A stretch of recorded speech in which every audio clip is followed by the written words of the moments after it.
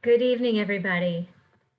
My name is Lisa Armoni, and I'm the Senior Director of Community Relations and Director of the Rose Project of Jewish Federation of Orange County.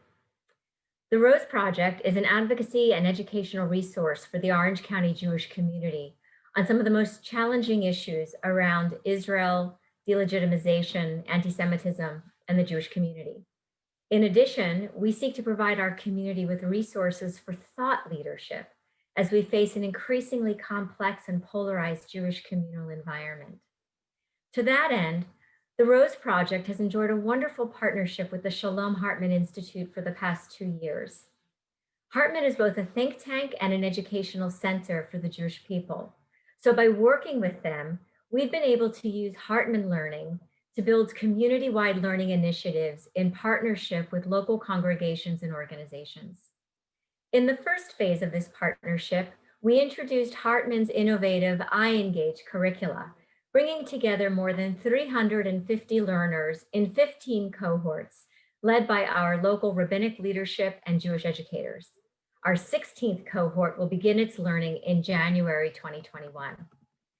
Now, in this second phase of the partnership, we are again leveraging Hartman Scholarship as this evening we launch our Orange County Civics initiative with our Hartman Institute partners.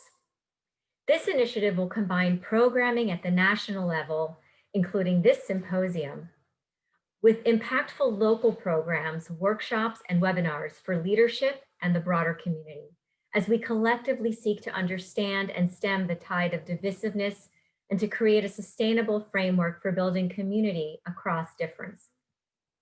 I'd like to take a moment to thank the leadership of the Rose Project and Jewish Federation of Orange County for their support for this program, as well as the Jewish Community Foundation of Orange County and the American Jewish Committee Orange County chapter, who've provided funding to make this program possible. At a time when tensions are running high and society feels more divided than at any other point in living memory, it's important to focus on our values. When we turn away from name calling and extreme tribalism, civic engagement can be an effective way of reflecting our values and better understanding other communities and their values. Tonight's keynote by Yehuda Kurtzer is the opening part of a 2-week online symposium about Judaism, citizenship, and democracy. And we're excited that you can all join us tonight, and then for the rest of the symposium that will be available at no cost through Hartman's website at shalomhartman.org/civics. As they do with so many aspects of the Jewish world, whether it's Israel or their iEngage project and new podcast for heaven's sake, or with the issue of power in society that they've been addressing with their Created Equal program, or their work on campus and with rabbis, Hartman brings us back to the brink of over-hasty answers to the questions that matter. What are the ideas that are in play? What can thousands of years of Jewish conversation tell us about this issue? How do we view our situation, and what do we see as our responsibilities? To frame these questions and more, barely 2 weeks before the national election, I'd like to introduce Dr. Yehuda Kurtzer, host of Hartman's Identity Crisis podcast, author of the new book, The New Jewish Canon, and president of the Shalom Hartman Institute of North America. And just one word of logistical detail, at the end of this session, there'll be time for questions and answers. Please feel free to submit your questions in the Q&A box, and we'll get to as many as we can. If you have a technical question during this program, you can also put that question in the Q&A box, and we'll respond to you there. And with that, I am delighted to turn this over to Yehuda Kurtzer.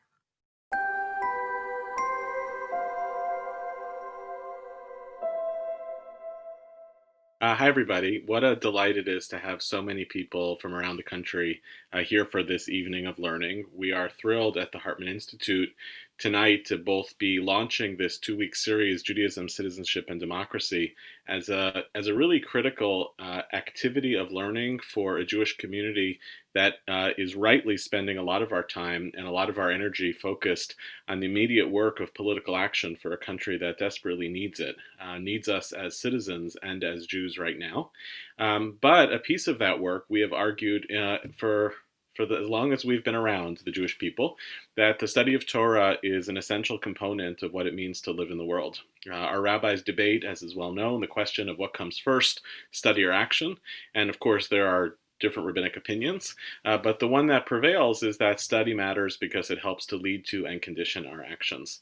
And therefore, our work, as Lisa indicated, right before a major divisive election in a country that is riven by partisanship and polarization, our work of convening Jews together for serious study, a deep interrogation of the major questions facing Jewish life here in North America, we see as not a distraction from or a shift away from all of that work of citizenship and public life, but as a necessary component of that work as well. I also want to thank Lisa and the Rose Project.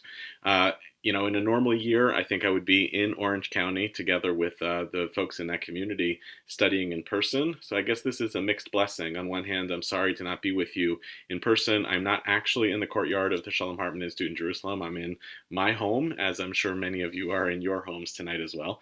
So I'm sorry to lose the intimacy of being in your community together with you. But because of the pandemic, we were able to also now open up this program and all of the programs over the next 2 weeks, open across the country to reach folks who we never would have been able to reach before. I don't think it would have dawned on us if I was in Orange County tonight to live stream this to anyone who wanted to participate. We have 500 people here tonight right now, more joining us on Facebook Live. So it's wonderful to be able to create maybe even a larger sense of Jewish community than would have been possible beforehand. Finally, I want to acknowledge my colleagues, Cantor Michelle Stone in Los Angeles, who orchestrated this partnership on the Hartman Institute side, and my colleague in New York, Rabbi Justice Baird, for all of his work leading this whole broad effort of Judaism, Citizenship, and Democracy, this 2-week series.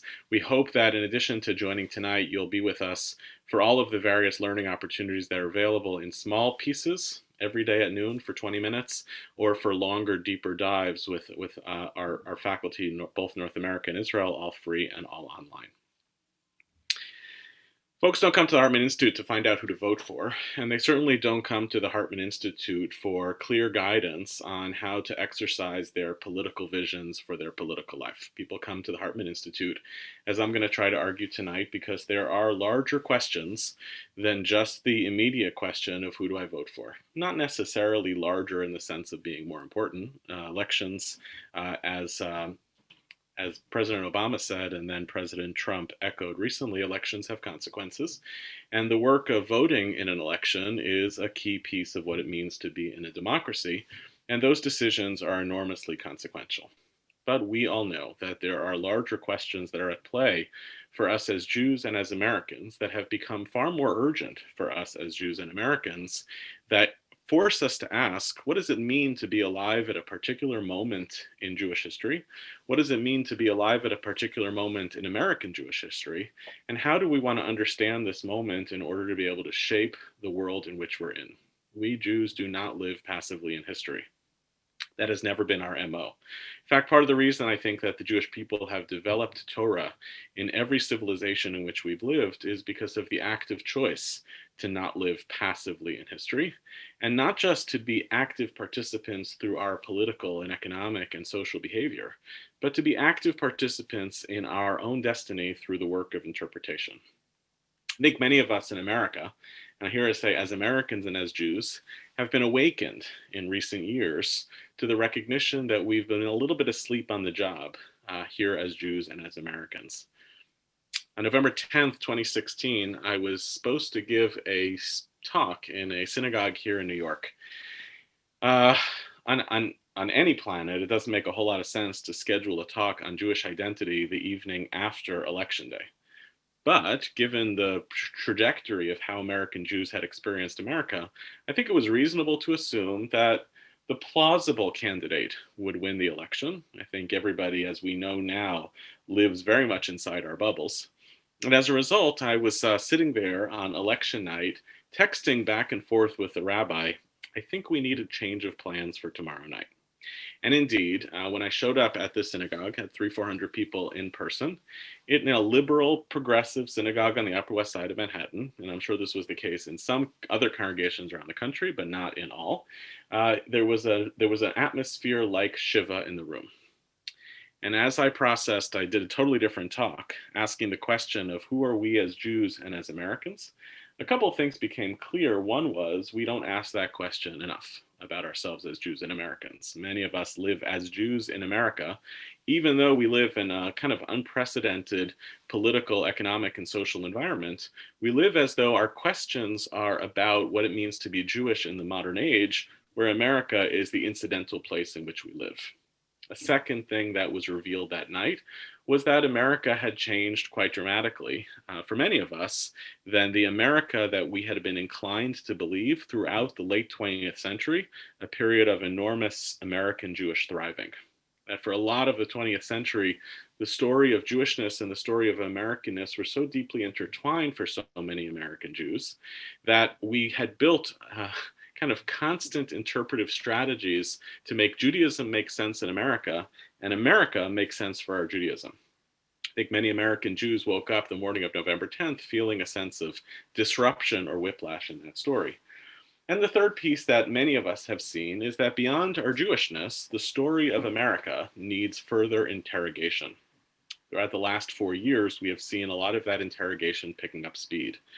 Regardless of where you sit on the method or on the consequences of something like, for instance, the 1619 Project of the New York Times, was the largest public intellectual effort in America to try to engage with the legacy of slavery as not just something that happened in America, but something that implicates our very narrative, the very story we tell about America itself. November 10th, 2016, I would argue, opened up a huge door that I'm not sure many of us had been taking as seriously as we should. One of my colleagues will have told me for the last couple of years, those who work in the business of civics education and civics engagement said this has been a down industry for decades. That even though profound, powerful civic culture, American stories, American narrative held Americans in very significant ways throughout the middle and to the late 20th century, we had in many ways taken that for granted. And so here we are, 4 years later, asking those questions and moving them from being questions that we didn't fully ask to now part of the moral, intellectual, and political agenda for what it means to be a Jew in America. To ask much more deeply, what is the relationship between the Jewish and the democratic? Amazingly, we as Jews have basically left that question for our friends and family 7,000 miles away in Israel. But as I often say to my colleagues, there's not just one Jewish democratic state for Jews, there's actually at least two. America has been for Jews a place of the interlacing of Jewish and democratic values for a lot longer than the state of Israel has been. We haven't done the work about how do we actually conceive of our American Jewishness and our relationship to American democracy. We think of America more as a place that we live rather than as something that truly shapes who we are. But that project has begun, and here tonight, my goal is to kick off this conversation for the next 2 weeks and hopefully for years to come.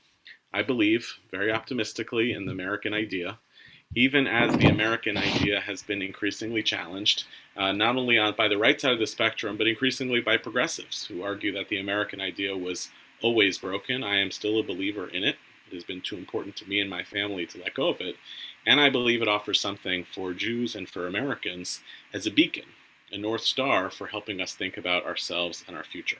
So since I believe in that, and since I am grateful for the framework of thriving that America has made possible for the Jewish people, I think our project is to try to really deeply think about, as I'm going to start doing with you tonight, what is the relationship between Judaism, citizenship, and democracy for us as American Jews, what's working and what's not, and what is the real agenda for us to be able to move this work forward.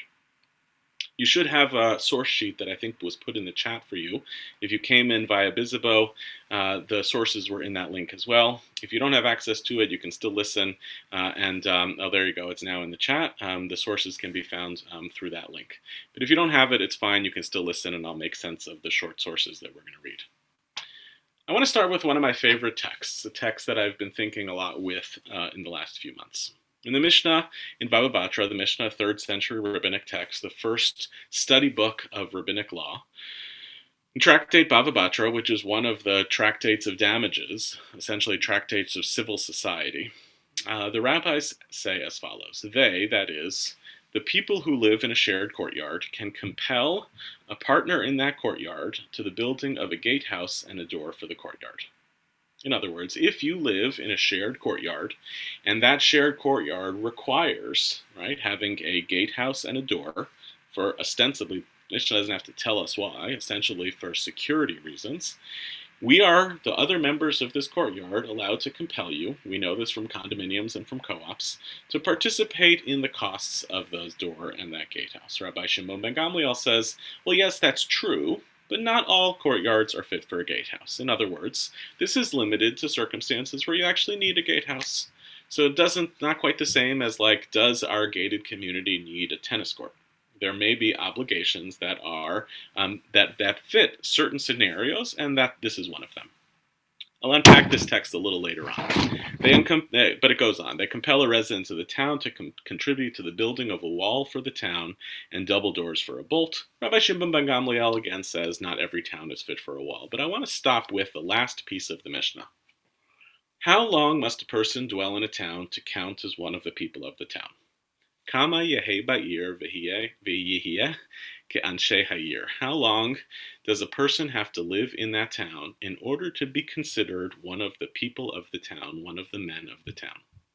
And the rabbis answer very simply 12 months, unless he has purchased a dwelling place, and then he immediately counts as one of the men of the town. I'm enchanted by this idea that the rabbis are putting forward, that there's something called the people of the town. You might call them the good men of the town. The people who are stakeholders and not merely residents. The rabbis tell us something that we know is true of our own experience, but they've now turned it into a piece of rabbinic law. You don't merely live in a particular place. You are a custodian or an owner of that place. And the safety and the security and the well-being of everybody who lives in a particular place hinges on not everybody equally, but on those who can be considered stakeholders.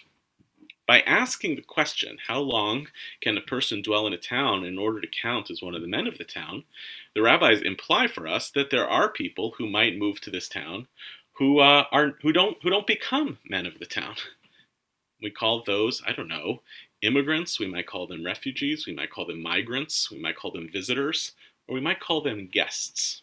There are such people who are in our societies who are not ultimately responsible for the upkeep and the caretaking of the society. That's idea number one here. Idea number two, however, is that that boundary is traversable. It is possible to enter into a town and to become one of its stakeholders. And in this text, the rabbis are implicitly introducing to us the idea of citizenship as connected to belonging. Once I pass a certain threshold, whether it's land ownership or time, I move from being someone who is a guest or a visitor to someone who is an owner, someone who belongs and is ultimately responsible. I'm enchanted, I'm captivated by this idea for reasons that I'll make that should be already clear, and I'll make even clearer. I'm fascinated by this notion of how individuals who come to work together, to live together in a particular place, who, as this text indicates, may not share values. Right? The text doesn't say, how long does a person have to dwell in a town to count as one of the men of the town? The answer isn't until he signs a particular oath, or swears by the Constitution, or passes a test. No, actually, constellations of human beings coming together can create a sense of accountability and responsibility towards the society and towards one another across all sorts of implicit differences. I'm captivated by this text because although our ancient traditions do not really know about democracy, and although I'm always hesitant to kind of wrench a text from the 3rd century and tell us that it exactly gives us the answers to the 20 problems of the 21st century, this text seems to know a deep truth about citizenship and belonging, and one that I want to advocate for tonight, very explicitly advocate for, which is that the primary act of citizenship is rooted in a sense of responsibility for the place that you live. We can talk through all of the different aspects where in the Maslow's hierarchy of needs are the more important obligations that we have to fulfill, But the primary truth that this text is telling us is to become a good man of the town means that you are then a responsible member of the town, responsible for its upkeep, and on the side of those who are doing the compelling of others who won't pay their fair share, as opposed to being the people who can kind of skeet by without being responsible. And nevertheless, the problem that I want to introduce tonight is that the American story has, for Americans and for Jews, distanced, I think relatively actively, the story of citizenship from being about obligation, about responsibility, to a story about rights. The most famous text to this effect is the First Amendment of the United States Constitution. Congress shall make no law respecting an establishment of religion, or prohibiting the free exercise thereof, or abridging the freedom of speech or of the press, of the right of the people to peaceably assemble and to petition the government for redress of grievances, what is colloquially known as the Five Freedoms. The central idea of American democracy feels to be, colloquially and otherwise, less a story of obligations and much more profoundly a story of rights. This is the story that has actually made Americans thrive, and in many ways it's what oftentimes is known as the American idea, a place that guarantees rights, at least for its citizens who are defined as citizens at various different periods in time, and we know that that's been an evolving story. But it is certainly a piece of what has made Jews excited and what has made Jews thrive in America, a place where we might have rights. The particularly Jewish version of this story is played out by Hannah Arendt, the political philosopher, who writes, the edition that I have here is from 1973, of course the piece is written in the 1950s. Arendt says something very deep about what I think has made the story of rights so significant for American Jews, is that in America we don't merely have rights, we have what she says, the right to have rights, by which she means to live in a framework where one is judged by one's actions and opinions, and a right to belong to some kind of organized community. What Arendt is doing here is saying, and she's not really talking about America, but I'm going to apply it here. What she's telling us is human rights are actually not that interesting.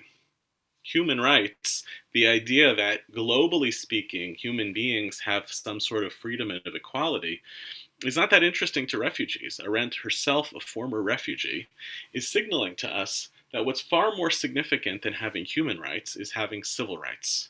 Having rights that are connected to a political framework of belonging that will actually guarantee those rights to those people.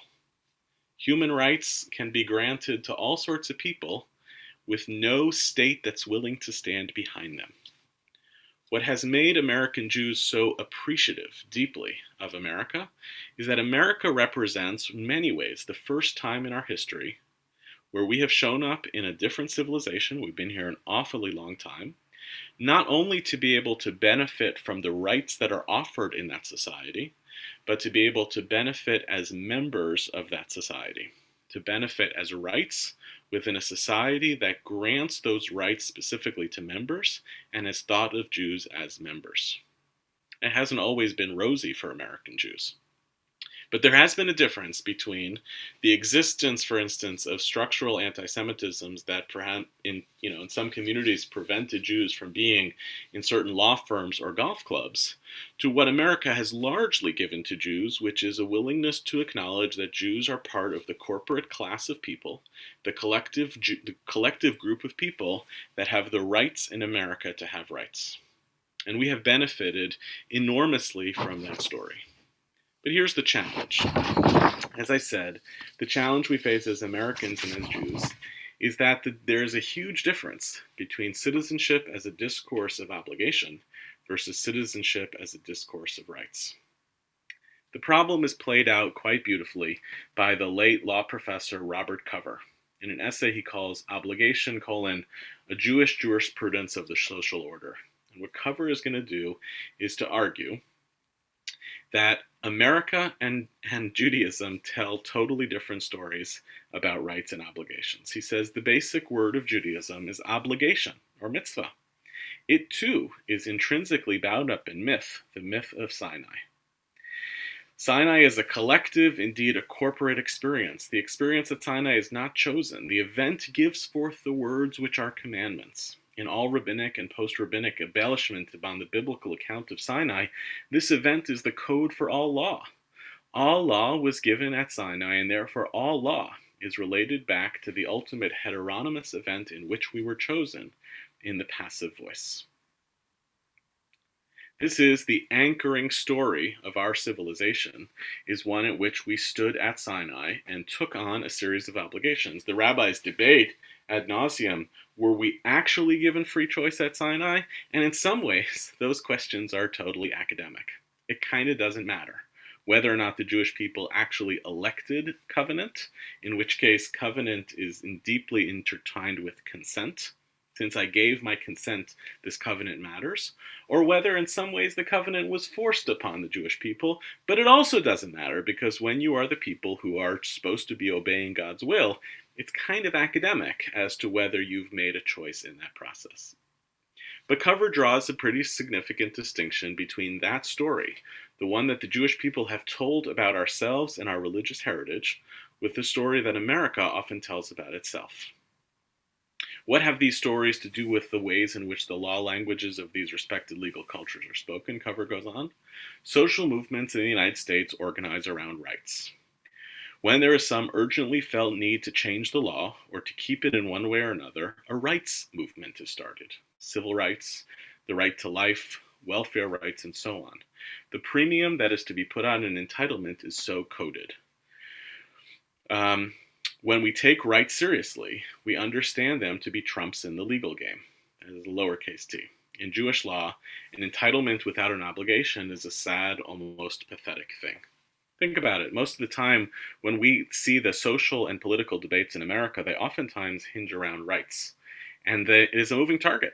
The rights that were fought for 30 and 40 years ago are not the same set of conversations that we have about whose rights are now currently being infringed.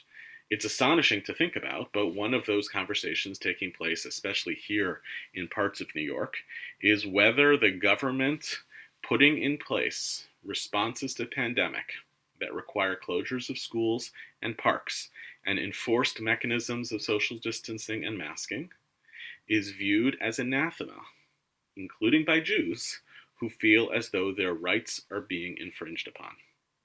We can debate as to whether that is an authentic and legitimate claim. Certainly, I have a lot of sympathies to those who say, my right to free assembly, my right to prayer is not trivial. It might actually be really essential to my identity as an American. And in doing so, for instance, when Haredi Jews in New York do so, they are making a deeply American argument as well. I have rights. Who are you as the government to foist those obligations upon me in ways that become restrictions on the rights that I, as an American, inherently hold? As Cover says, rights are oftentimes, in moral terms, in America, the kind of trump card that winds up winning the day around questions of democracy. Show me someone whose rights are being infringed, and I can witness to you, I can expose to you that there is a fundamental American problem that is being played out in that moment. So I think Cover is right. The dominant story that Jews have inherited about our own tradition is one of obligation. And the dominant story that Jews encounter in America, the story that invests citizenship and democracy with a very different emphasis, is one of rights. Rights and obligations pull us in really different directions. The question that a person who is obligated asks is something like, as the rabbis will say, Ma chovati ve'asana, tell me what I have to do and I'll do it. I mean, I don't have to like it. Do I have to have some sort of justification for it? In fact, you could even come up with theologies. I myself wrote one of these in my book, Shuva. I wrote about this, that actually for many Jews, still to today, we have a postmodern sense of obligation. It's not about, I can believe in the mitzvot, in the obligations, without believing in the commander. You got to work yourself into a lot of gymnastics to figure out how that works. But the reason you have to do it is because it's almost impossible to conceive of a Jewishness in relationship to our classical sources that doesn't think at all in reference to obligation. It's virtually impossible to do that. So I have to find all sorts of gymnastics, post-emancipation, post-enlightenment, as a Jew to be able to say, what's a version of commandedness, a version of obligation that can work to help me sustain my Jewishness? It's a very hard discourse to be entirely constructed through the frame of optional, much less rights. Very few of us walk around in Jewish settings talking about our rights as Jews. We may not like the language of obligation, but rights seems like it doesn't quite fit.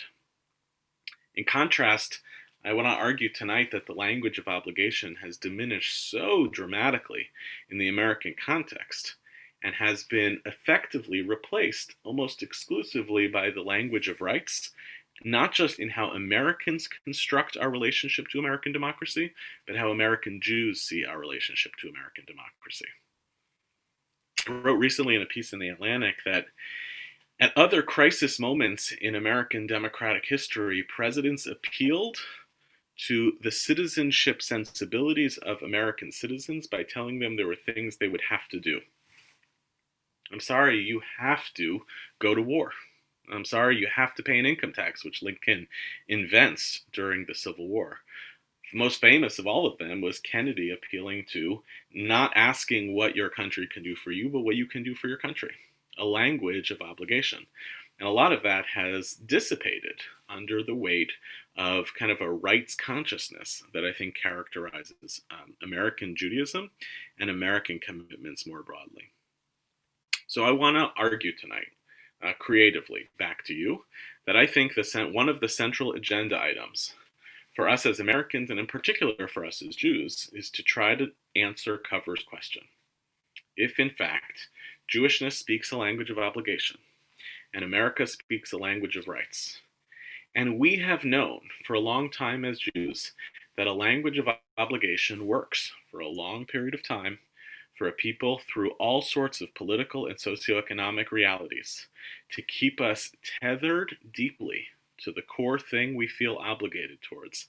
Not just passively tethered in the sense that it's like a weight holding us down, but tethered in the sense that makes us want to continue it and want to improve it. Could it be possible for us to solve this dichotomy by pushing for a language of obligation as a far more central feature of what it means to be an American? Could it be that we as Jews, a people who knows intrinsically and understands obligations, even though we don't necessarily like them, could it be that Jews actually help pave the way to teach a broader culture of obligation as a discourse of citizenship to other Americans?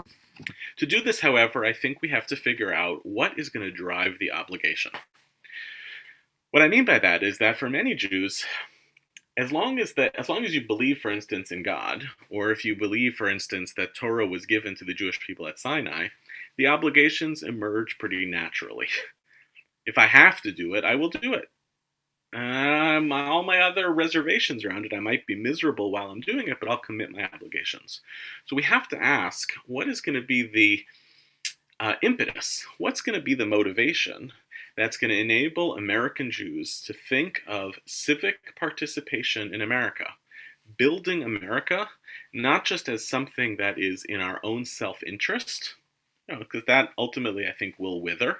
Then you're not really talking about obligation. You're talking about pursuit of your own self-interest. What would be a discourse of obligation, a motivation for obligation, that could actually animate American Jews to view the building of American democracy as a Jewish obligation?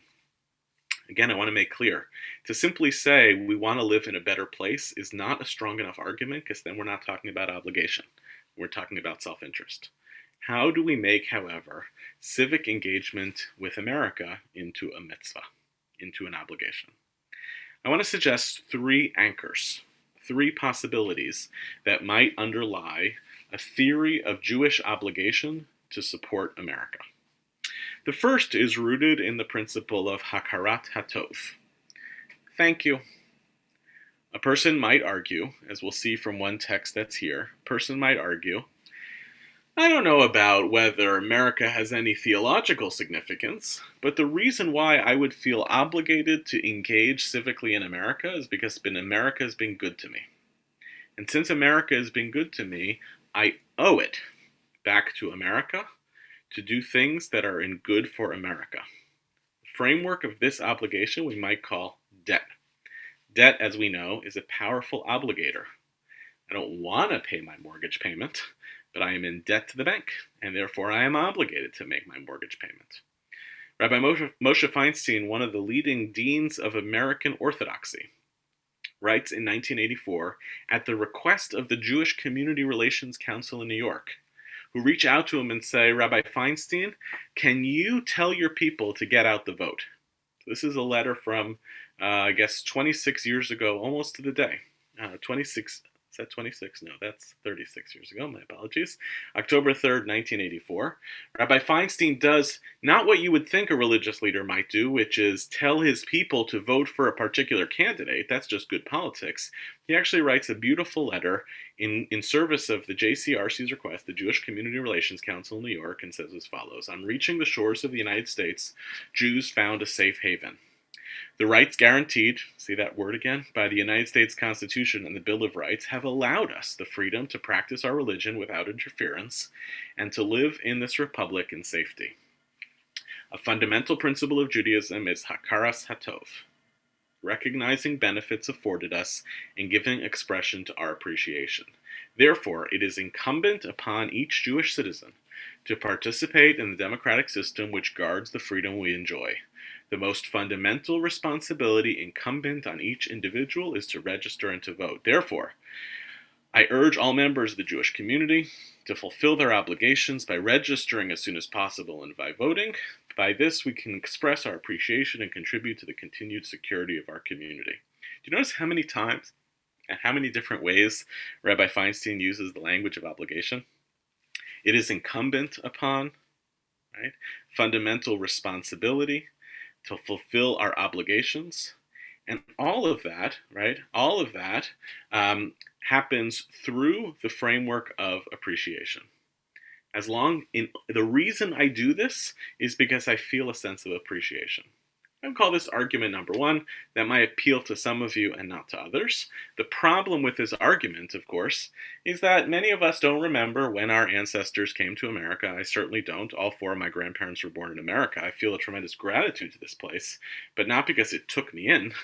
I was born and raised here. This is a place that I am grateful for, but not quite in the same way that an immigrant like Feinstein might have felt, where he really felt the intimacy of being grateful to this country for what it gave him. A second argument is that that is a different. What's a different motivation for what drives the obligation to do good by America? A second is that America is the promised land. Not that I look backward, but that I look forward. It's not about gratitude, and Jack Neusner writes this in 1987 in an essay called Is America the Promised Land for Jews? It's time to say that America is a better place to be a Jew than Jerusalem. If ever there was a promised land, we Jewish Americans are living in it. This argument says to Jews, I don't care about where you came from or what America did for you. I want to marshal that same language of obligation that you got from Sinai, all of those obligations in the book of Deuteronomy that tell you how you're supposed to act in the promised land, and do it here. The reason why you should be obligated to America is because America is the place of destiny for the Jewish people. But the last argument that I want to make is not about the past, and it's not about the future, but it goes back to the first text that we looked at, which is a simple argument. The third possible argument for what drives a notion of obligation is that, in some deep sense, citizenship is supposed to unite rights and obligations in ways that argue against the very binary in which they oftentimes get set up. This is what Michael Walzer says in our last text, where he says citizenship, pluralism, and political action. He says, what do Republican citizens, lowercase r, look like? They are men and women marked by what we call civic virtue, which means they are politically active, they're engaged in public deliberation and debate, and also, when necessary, in war. They are committed patriots. They devote time and energy to the common life, and they argue among themselves about the commitments it requires. As Rousseau says, they rush to the assemblies. They are ready, not eager, but ready, to risk their lives to defend their country. As Waltzer goes on to say, if everyone shares the responsibilities, then everyone also shares the privileges and benefits of citizenship. The commitment of one fellow citizen, solidarity, mutual defense, education, welfare, legal equality, and the vote. These are the rights of citizens, or at least they are the rights that citizens argue about. And here's the punchline. Citizenship means collective self-determination, which is both a responsibility and a benefit. He doesn't have to say it, but Waltzer here is trying to put together, I think, Cover's challenge, which is, yes, it may be that the dominant discourse in this country has been one of rights, and it may be that for Jews for a long time, the dominant discourse that comes out of a religious tradition is one of obligations. But there's no coherent way to continue to persist with those two ideas in tension with each other when they are so easily reconcilable through that great Jewish word of covenant. Idea number one about what drives obligation to America is a debt to America, the past. Idea number two, which creates an obligation towards America, is a vision for the future, America as promised land. Idea number three, however, the one that lingers most with me, is that what drives our obligations towards America is the very idea of covenant in which the notion of obligation is born. I started with this text in Mishnah Bava Batra, and as we saw, when we talk about compelling a partner in a courtyard to build a gatehouse and a door for the courtyard, what's extraordinary is that the text doesn't have to tell us about rights because they are implied. When you have communities of people that take collective responsibility for the safety, the security, and the well-being of the communities that they share, everybody enjoys the benefits. Rights become the means that become that which we reap from societies that are built on the basis of collective responsibility. I think we're at a moment as Jews and as Americans where we are spending so much time talking in explicit terms about our rights, and oftentimes in implicit terms about some obligations that might fall upon us in order to achieve them. But I would argue that as Jews and as Americans, that conversation is backwards. What would it look like for us to try to think about the rights being the implicit conversation, the benefits, the gains, that which is achieved once you've actually all collectively organized together to share in the building of a dream society? What happens then? Then rights become the stuff at the finish line as opposed to the beacon that's guiding the way. When all of us are motivated by a concern for our own rights, we will advocate for ourselves. And the result is likely to be, as it is in America, that some are benefiting in that story and many are suffering. But what happens when we actually collectively commit to a set of obligations that don't quite yet demonstrate to us what we have to gain from them, it is much more likely, much more plausible, that a collective enterprise will be in the collective interest. I tried over the course of tonight to engage with, as close as you can, to a nonpartisan statement about Judaism, citizenship, and democracy. It's not easy to do right now. It's hard, feels oftentimes that whenever we're talking about partisan issues, whenever we're talking about moral issues, we're talking about partisan issues, and that the divide between those very lines is eroding. But I do think that there's a body of work here for us as Jews and Americans, which goes back to first principles. What are we doing here? What is the commitment that we need to be undertaking as Jews and Americans in service of building this great society? Why has that slipped away from us so significantly? And what might we undertake together to rebuild an America that has been so vital and essential for Jewish thriving? I'm going to stop there and turn it over to Michelle and Lisa, and I would love to get your questions. Wonderful. Thank you, Yehuda. As always, fascinating conversation, and we have quite a few questions that have come in, and I'm going to ask them, and we will have a hard stop at 6:30, unfortunately, but we'll do our best to get through them. There were a number of questions that asked about how we communicate effectively with people who focus more on individual rights rather than obligations. And there's a couple of very contemporary examples that were given, but the question about masks is one that came up several times when people see, whether the question of wearing a mask as a right rather than as an obligation. What can you suggest in terms of how we engage in discourse? It's so interesting. Masks feel to me like such a weird slam dunk because they are the exact example of something that is annoying for everybody, but that unless everybody does it, the system doesn't work. In other words, you can't have partial mask wearing because then it doesn't actually help even those who are wearing the masks. I was recently on a podcast with a Christian conservative thinker. It was a challenging conversation on a few fronts. But what was interesting was he framed, and I was really taken aback by it. It was very eye-opening to me to hear this. He framed it as with a language of obligation, but as a burden. He said, "Are we prepared for all of the fear that that mask wearing is planting in our children? Fear of other people, fear of contagion, the inability to see other people's facial expressions, and all of the loss that's rooted in that."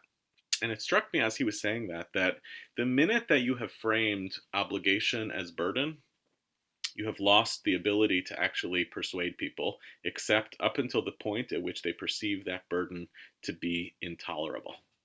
In contrast, I said, I think our job as religious leaders is not to talk about masks through the prism of fear, but to start using the language of love as the guidance of why we encourage the wearing of masks. I said that's what we talk to our children about. When the pandemic first hit, we said to our kids, we are wearing masks and we are keeping our distance, not because we are scared of other people, although of course we were living in like the bubble in America where the pandemic first hit. I said the reason we're wearing masks is not because we're scared of other people, because we don't want to get them sick. That's an act of love. And at the same time, that same day I was doing this podcast, I actually encountered somebody on the street. And as we got closer, this is a rite of passage, we're walking around, I had my mask down. And so as we got about 10 feet apart, I lifted up my mask, and so did she. And as I walked by, she said, "Thank you, bless you," and kept going. I was like, isn't that beautiful?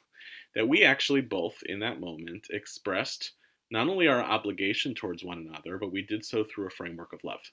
And obligation and love go hand in hand in the Jewish tradition. Our obligations are our commitments. There's even a core obligation to love God. So that it's not just that this is a language of obligation, but we have to be able to cushion language of obligations through a framework of real commitment. What are we trying to do? What is it about? What are we trying to achieve? Because if we exclusively talk about obligations as burdens, people will do them until they don't want to do them anymore. Thank you. Another question is beyond the Jewish community, what myths do you think illustrate a grounding of America in rights, and what myths illustrate a grounding in obligation? Ah, um,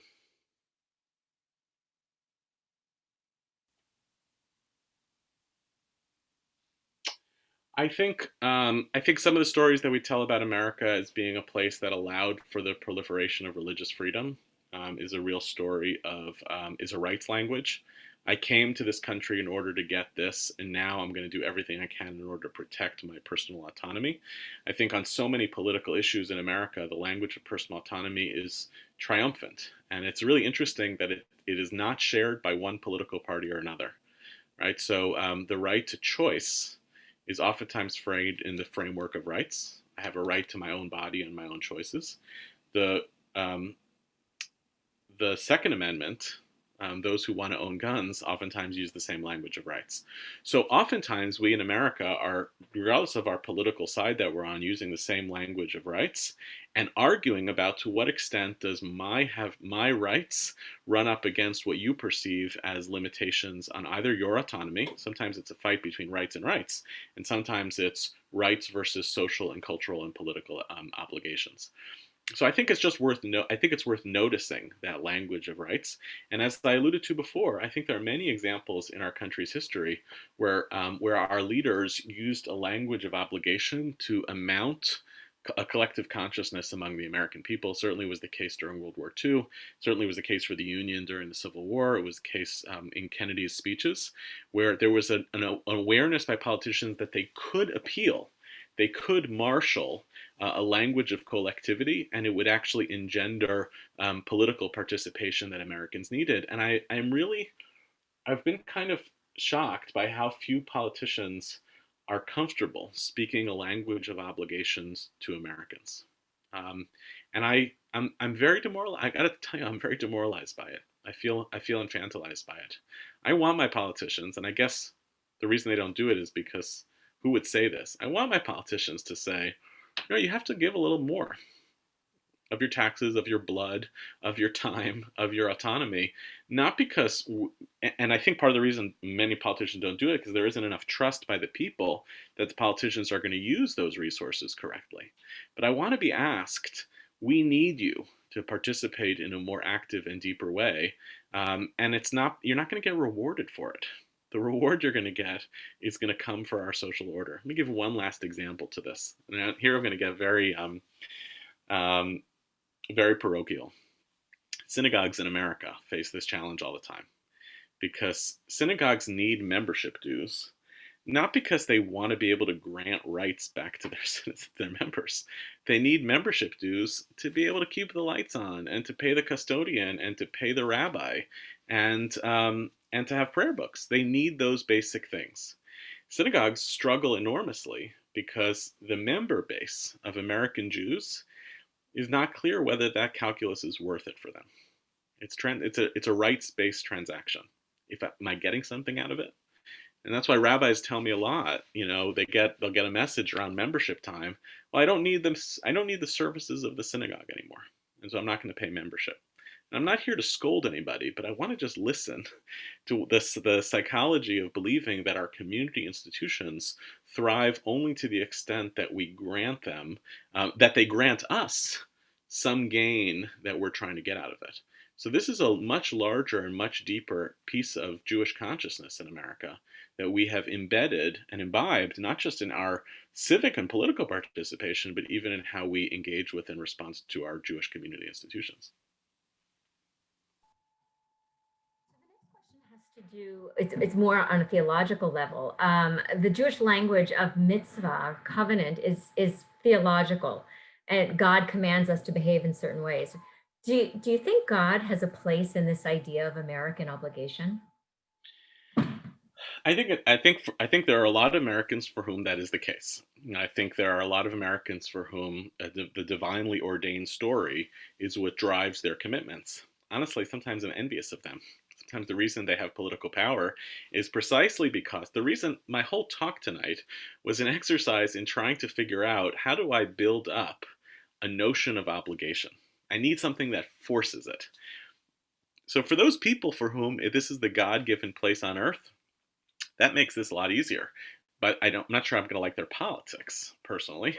But they've solved for the problem of what motivates my obligations towards this place is that I'm doing what I think is in God's interest. It's a little bit in the Neusner text when you talk about America as promised land and you describe America as the place of the destiny of the Jewish people. You're kind of importing some theology of commandedness into that.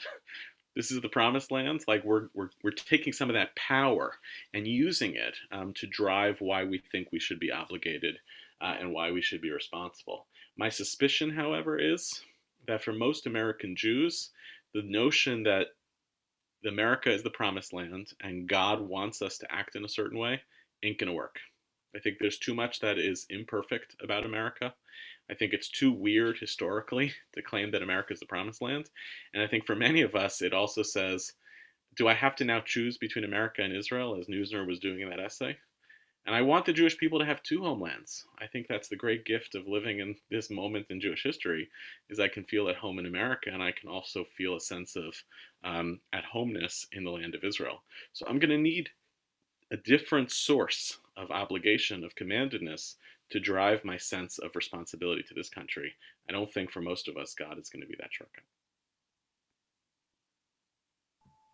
Thank you so much, Yehuda. We are just coming up to 6:30 now, California time. I realized as I talked about time, not everybody is here in Orange County. I want to thank you for getting us off to an incredibly thoughtful start to what's going to be 2 incredible weeks of learning with the Hartman Institute and more work on a local level for us as we pursue these questions in a deeper way.